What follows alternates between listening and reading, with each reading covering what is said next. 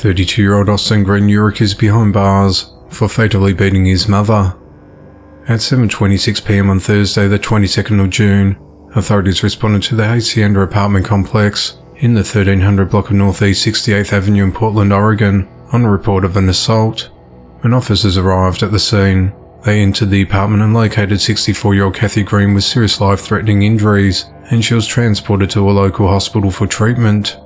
Investigators identified the victim's son as the suspect, who remained on scene and cooperated with officers. He told authorities that he hit his mother in the head with a baseball bat, stating that he was tired of the way his mother treated him, and so he struck her.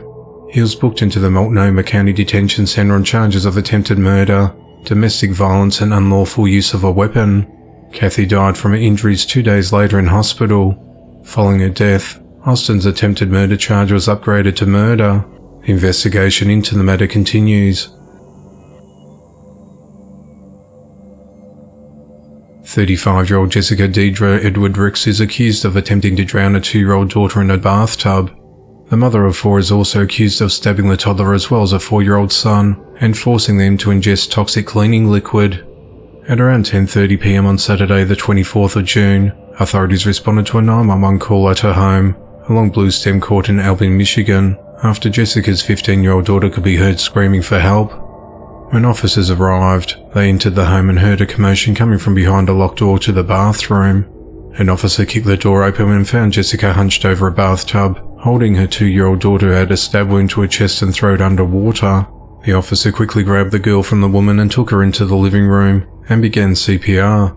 After giving a few quick breaths, her child coughed up water and began breathing on her own. Her 4-year-old brother also had multiple slash wounds. Police said that the 4-year-old boy and the 2-year-old girl were also believed to have swallowed cleaner fluid, and both were transported to a local hospital. They were later airlifted to a children's hospital in Ann Arbor, Michigan for more specialized care, and both are recovering. 2 other children ages 8 and 15 were also found in the house. Neither appeared to have suffered any injuries. Jessica was taken into custody and charged with 2 counts of assault with intent to murder, 4 counts of child abuse and 1 count of simple assault. She's been held in the Calhoun County Correctional Facility on a $500,000 bond. Jessica appeared in court on Tuesday the 27th of June and pleaded not guilty to the charges. She's been ordered to undergo a mental health assessment and is due to return to court on the 11th of July. If convicted of the charges, Jessica faces up to life in prison. The investigation into the matter continues. On Wednesday the 28th of June, 37-year-old Carlton Dudley was arrested just days after his wife's body was found at a lake. Carlton has been charged with abuse of a corpse in connection with his wife's death.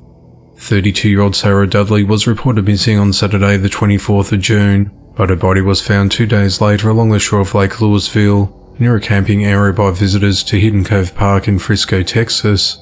Carlton told police he spent time with his wife early Saturday afternoon and then left to go to a friend's house to take care of a cat.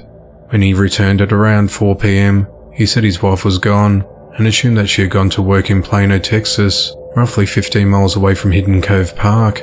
He told investigators he took his kayak to Hidden Cove on Louisville Lake, but couldn't inflate it. Police said that he told him that he couldn't get his kayak to blow up. It's a soft kayak, so he just stayed at the marina for a while and walked around. After Sarah's body was found, investigators learnt that the husband was required to wear an ankle monitor as part of bond conditions for an aggravated sexual assault case against a child in Frisco, Texas in September of 2022. When detectives looked at the data from his monitor, they found that he was not just on the shore, but he was out on the water somewhere. Investigators gathered enough evidence to arrest him on abuse of a corpse charge. Authorities said that more charges are possible after an autopsy is completed. Carlton and Sarah lived in an apartment in Plano, Texas, and have reportedly been together for 10 years. Carlton is being held at the Collin County Jail on a $560,000 bond. The investigation into the matter continues.